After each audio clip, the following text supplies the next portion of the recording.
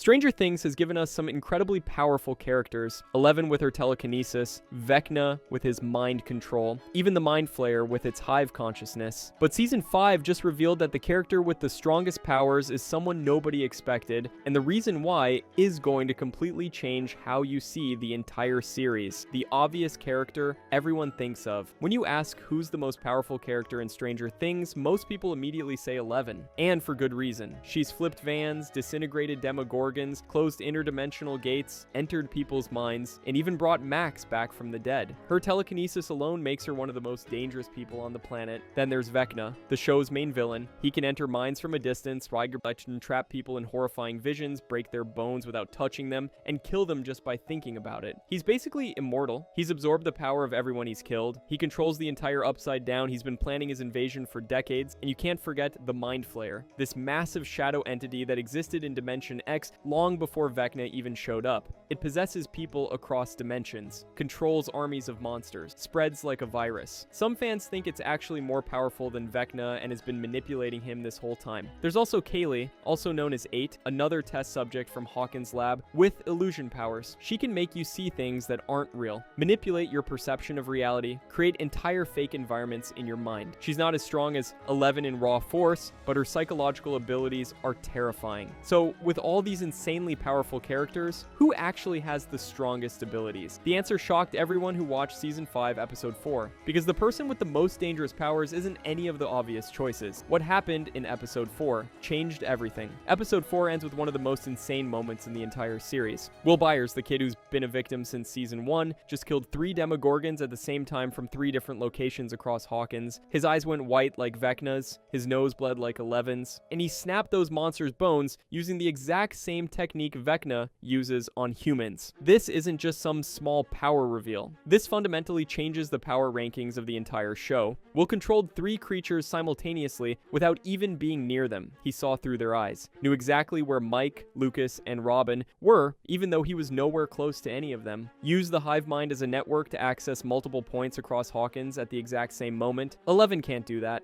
Vecna can do it, but only because he's been practicing for decades. Kaylee's illusions don't work that way. The Mind Flayer needs physical proximity to possess people. But Will just accessed the entire hive mind network from a single location and took control of multiple creatures instantly. That's not regular psychic powers. That's something completely different. And it makes Will potentially more dangerous than anyone else in the series. Why? Will's powers are different from everyone else. Here's where it gets interesting. Every other psychic in Stranger Things got their powers through similar methods. 11 and the other numbered kids were experimented on by Dr. Brenner. He transfused Vecna's blood into their mothers or directly into them. Their abilities are internal, part of their biology permanently. Vecna got his powers when he traveled to Dimension X as a child and the Mind Flayer entered his body. It flayed him, connected him to the hive mind, mutated his blood. Over decades, he learned to control and expand those abilities until he became the monster we know today. Will got his powers the same way Vecna did. In Season 5, Episode 1, we finally see what happened during those 7 days Will was missing in 1983. Young Will is hiding in the Upside Down library when Vecna appears, and Vecna does something that explains everything. He connects a tentacle directly into Will's mouth, pumps Mind Flayer particles into him, physically changes Will's body and blood, makes him part of the hive mind permanently. So Will and Vecna have the same source of power. Pure Upside Down energy channeled through a human body, not lab experiments, not blood transfusions from test subjects. Direct connection to the hive mind itself. The difference is, Vecna has been using his abilities for decades. Will just figured out how to use his in Episode 4, the proximity advantage. The Duffer Brothers explained in interviews that Will's powers work differently than 11's. Ross Duffer said Will doesn't actually have powers inside himself. He's channeling Vecna's powers through the hive mind, like puppeteering. Matt Duffer added that Will taps into the hive mind and then manipulates anything connected to it. So Will's abilities are proximity based. He needs to be close to the Upside Down or creatures connected to it. The closer he is, the stronger the connection. At first that sounds like a weakness. 11 can use her powers anywhere. Will needs to be near the bad stuff to access his. Except here's the thing. In Season 5, the Upside Down is everywhere. Gates have opened all over Hawkins. The hive mind is closer than it's ever been. Will basically has access to his powers all the time now. And that proximity limitation is actually his biggest advantage. Think about it. 11 fights from the outside. She has to force her way into situations using raw power. Will fights from the inside, He's already plugged into the network, already has admin access. He doesn't have to break down the door, he already has the keys. When 11 fought Vecna in Season 4, she had to match his strength directly. Power versus power. It ended in a stalemate because they're evenly matched, but Will doesn't need to match Vecna's strength. He just needs to hijack Vecna's control. Turn Vecna's own power against him. That's way more effective than trying to overpower him. How Will compares to 1111 is incredibly powerful. Nobody's denying that. She can lift cars, throw people across rooms, enter mines, open gates, close gates. Her abilities are versatile and independent. She doesn't need anyone or anything else to use them, just her own focus and willpower. But 11 can only focus on one thing at a time. When she fights, she's locked into that specific battle. She can't be in multiple places, can't see through multiple perspectives. Her power is massive but singular. One target, one location, one fight. Will's power is distributed across an entire network. He controlled 3 creatures at once in 3 different locations. He wasn't physically there. He couldn't see Mike, Lucas, or Robin with his own eyes. He saw them through the Demogorgon's eyes. His battlefield isn't just one spot, it's everywhere the Upside Down touches. There are hundreds of Demogorgons in the Upside Down, thousands of Demobats, miles of vines covering entire towns, all of them connected to the hive mind, all potentially controllable by Will if he learns how. 11 has to fight each creature one by one. Will could shut down all of them at once. 11's powers also drain her. The more she uses them, the more exhausted she becomes. Nosebleeds, fatigue. Eventually she hits a wall and can't do anymore. We've seen this multiple times. Will's powers might drain him too, but he's drawing from a different source. He's not generating the energy himself, he's channeling it from the hive mind, from Vecna's own power supply. That's sustainable in a way 11's powers aren't. How Will compares to Vecna. Vecna has been using his hive mind abilities for decades. He's had years to practice, expand, and perfect them. He can enter minds from a distance, trap people in visions, kill them without physical contact, control entire armies of monsters. He's basically a god in the Upside Down. But Vecna's power comes with arrogance. He thinks he's untouchable, thinks nobody can challenge his control over the hive mind. He never considered that someone else might be able to access it, especially not Will, the kid he flayed back in 1983, the first victim, the proof of concept. Vecna looks at Will and sees weakness, sees the scared 12-year-old he traumatized, doesn't realize that Will has grown up,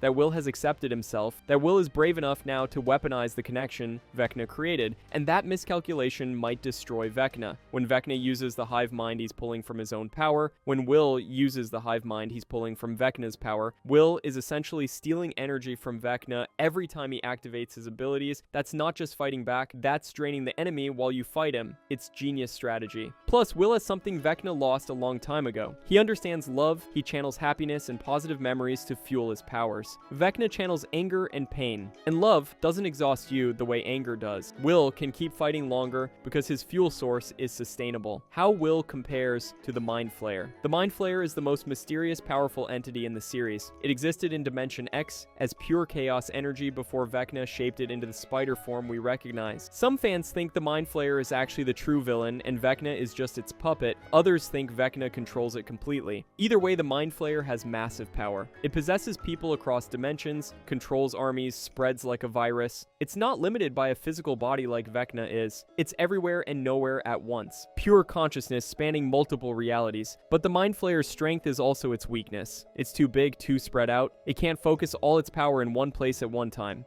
When it tried to possess Will in Season 2, they burned it out of him using heat. When it created the spider monster in Season 311, and the group destroyed it. Will has a direct line into the Mind Flayer's network. He's connected to it through his flaying. If Will learns to expand his reach, he might be able to affect the Mind Flayer itself. Not fight it directly, but disrupt it from within. Cut off its access to the real world. Turn its own consciousness against itself. That's terrifying. The idea that Will could potentially hijack not just Vecna's control, but the Mind Flayer's control too. He'd become the hive mind's new administrator, the new master of the Upside Down, not through conquest but through connection. Why? Kaylee can't match. What Will does? Kali has incredible illusion powers. She can manipulate what people see, create entire false environments, make you believe things that aren't real. Her psychological abilities are dangerous. She could make Vecna see threats that don't exist, confuse him, distract him during battle, but Kaylee's powers only work on perception. She can trick your mind, but she can't control your body. She can't move objects, can't kill creatures, can't access networks spanning dimensions, dimensions. Her abilities are powerful within their specific domain, but limited compared to what Will can do. Will controls physical reality through the hive mind. He doesn't just make you see things. He makes actual creatures move, fight, die. He doesn't create illusions of demogorgons. He commands real ones. That's the difference between psychological power and physical control. Both are dangerous, but one has more practical applications in war. Plus, Kaylee's powers require her to be present and focused. She has to see her target, maintain concentration. If she gets distracted or injured, the illusions fade. Will's control works through a network. He doesn't need direct line of sight, doesn't need to physically be there. The hive mind does the work for him. That's way more versatile. The emotional component makes him stronger than everyone. Here's something nobody talks about enough. The emotional source of Will's powers makes them fundamentally different from everyone else's abilities. 11 draws strength from anger and trauma. When she wants to use her power, she thinks about Papa hurting her, about her mother suffering. She channels pain into energy. Vecna draws strength from hatred and nihilism. He believes humanity is worthless. That order and structure are lies. He uses his disgust for civilization to fuel his desire to destroy everything. His powers are rooted in negative emotions. The Mind Flayer doesn't seem to have emotions at all. It's pure chaos, pure hunger. It consumes and spreads without thought or feeling, just instinct driving it to absorb more and more. Will is the only one who draws strength from love. When he activated his powers in episode 4, he wasn't thinking about anger or fear. He remembered the first time Mike asked if they could be friends, drawing with Joyce, building castle buyers with Jonathan. Happy memories flooded his mind. Then his eyes went white. That's revolutionary. Every other psychic in the series uses negative emotions as fuel. Will uses positive ones. And positive emotions are sustainable in a way negative ones aren't. Anger burns you out. Hatred exhausts you. Pain drains you. But love? Love keeps going. Love doesn't run out. Will can fight longer than anyone else because his power source is infinite. As long as he has people he cares about, memories he cherishes, reasons to protect others, he can keep accessing the hive mind. That makes him more dangerous in extended battles. Everyone else will tire. Will won't. The 12 kids could multiply his power. Right now, 12 children are trapped in Vecna's mindscape, including Holly Wheeler. Vecna's using them as psychic batteries to amplify his power. He thinks they're helpless, thinks he's broken them. But Max is teaching them how to resist, showing them the beautiful world they're seeing is a lie. If those kids learn to tap into the hive mind the way Will did, they become incredibly powerful allies. Imagine 12 children all waking up at once, eyes going white, joining hands, taking control of the hive mind together. Vecna would lose everything instantly. His army turns on him. His power drains away. He's defenseless. And who's the perfect person to teach them? Will. He's been where they are, knows what it feels like to be connected to Vecna against your will, knows how to take that connection and weaponize it. If Will can reach out to those kids through the hive mind and show them what he learned, they could all unlock abilities at the same time. That would give them 14 psychics total. 11, Will, and 12 kids. 14 people all attacking from different angles. That's not a fight. That's an execution. Suddenly, Vecna isn't the unstoppable god. He's outnumbered 14 to 1. This is why Will doesn't just have the strongest individual power. He has the ability to teach and multiply that power. 11 fights alone. Will can create an army. That's a completely different level of strategic value. The risk makes him unpredictable. Obviously, Will's powers come with massive danger. The hive mind connection works both ways. When Will taps into it, he opens a door in his mind. Vecna can walk through that door just as easily. In season 2, the Mind Flayer possessed Will completely. Used him as a spy, nearly got everyone killed. So what's stopping Vecna from doing that again? The answer is Will's emotional strength and maturity. In season 2, Will was scared and confused, didn't understand what was happening, fought the possession, but didn't know how to resist properly. Now Will is older, more confident, he's accepted himself. Most importantly, he knows what Vecna is trying to do, but that doesn't make him completely safe. The risk is still there. Every time Will uses his powers, he's gambling. Betting his will is strong enough to resist Vecna's influence. That makes him unpredictable. Dangerous not just to Vecna, but potentially to his own friends if something goes wrong. And that unpredictability is actually another form of power.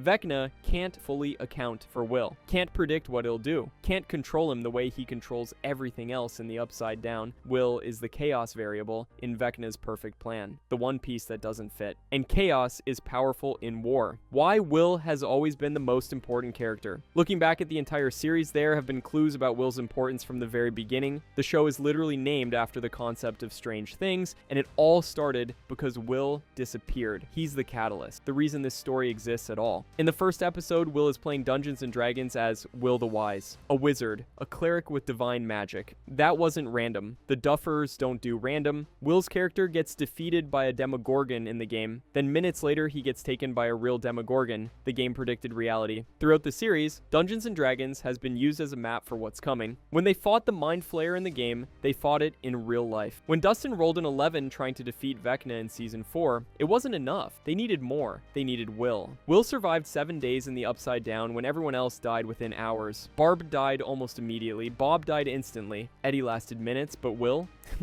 lasted a full week. A 12-year-old kid with no powers, no training, no weapons at first, just pure survival instinct and something else. Something special. He communicated through lights, found ways to stay hidden, fought back with a rifle, built shelter, did things that should have been impossible for someone his age. The show treated it like luck or determination, but now we know it was more than that. Will had a connection to the Upside Down from the moment Vecna flayed him, and that connection helped him survive. The sacrifice question. There's one possibility we need to address. Will's powers might be the strongest, but that doesn't mean he's going to survive using them. Throughout Stranger Things, power has always come with cost. 11 lost her powers in Season 3, had to go through brutal training to get them back. She's exhausted herself multiple times. Will's powers might have an even higher cost. He's not just using psychic energy, he's channeling the hive mind itself, connecting directly to the source of the Upside Down's evil. Every time he uses abilities, he's exposing himself to corruption. The more he uses them, the more he risks losing himself. Some fans think Will might sacrifice himself in the final battle, use all his power in one massive attack that destroys Vecna and the Upside Down, but kills Will in the process. It would be tragic but heroic. The boy who started as a victim would end as the hero who saved everyone. There's also the theory that killing Vecna might require killing Will. They're connected through the hive mind, two souls entangled. If that connection can't be severed, destroying one might mean destroying both. Will might have to make the ultimate choice. Live with this connection forever, or end both himself and Vecna to save everyone else. Nobody wants that ending. Will deserves happiness. He suffered more than almost any character, deserves to survive, grow up, live a normal life. But Stranger Things has never been afraid of bittersweet conclusions. What the final battle will look like. Volume 2 drops on Christmas Day. 3 more episodes. The final confrontation, Vecna at his strongest with 12 kids powering him up. Armies of monsters. The entire Upside Down at his command. Gates open everywhere. Hawkins falling. Everything looks hopeless. But the heroes have something Vecna doesn't. Love, friendship, people willing to sacrifice for each other, and they have the strongest weapon in the entire series. Not 11 alone, not just her raw power. They have Will, the kid who can hijack the hive mind, who can turn Vecna's strength against him, who can teach others to resist and fight back. When Will and 11 coordinate properly, when they combine abilities in a true team attack, Vecna is done.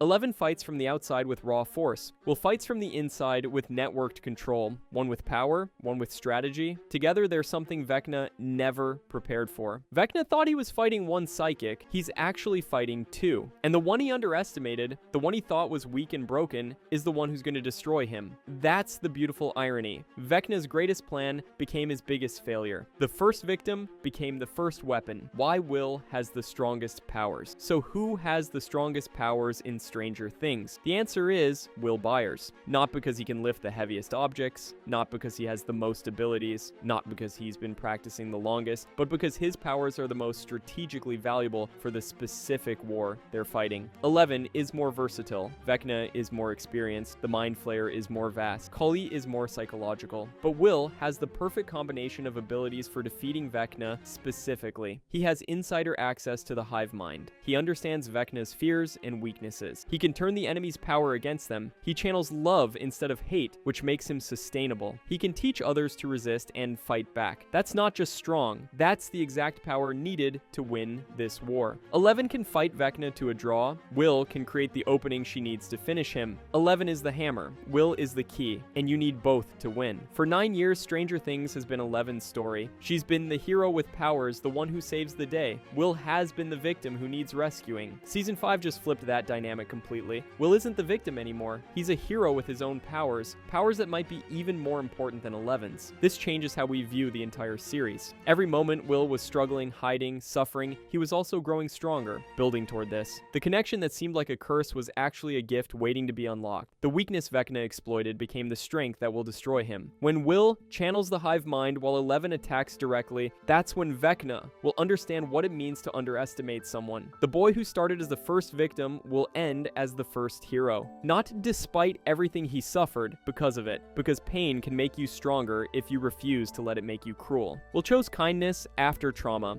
Vecna Vecna chose cruelty. Will chose connection. Vecna chose isolation. Will use his powers for protection. Vecna uses them for destruction. Same source of power, opposite outcomes. And in the end, love beats hate every single time. So who has the strongest powers in Stranger Things? On paper, it might still be 11 with her versatility. In practice, in the actual final battle that's coming, the strongest power belongs to Will Byers. Because he's not just fighting with abilities, he's fighting with purpose, with understanding, with love. And that combination is unstoppable. Vecna has all the power in the world, but he's alone. Will has friends, family, reasons to fight. He has 11 backing him up. He has knowledge Vecna doesn't think matters. He has the element of surprise. Most importantly, he has hope. Belief that things can get better, that suffering doesn't have to define you, that victims can become heroes, that the weak can become strong. Will Byers has the strongest powers in Stranger Things because his abilities aren't just about telekinesis or hive mind control, they're about proving kindness wins, that accepting yourself makes you powerful, that the people you underestimate are the ones who'll surprise you most, and that's a kind of strength no amount of psychic energy can match.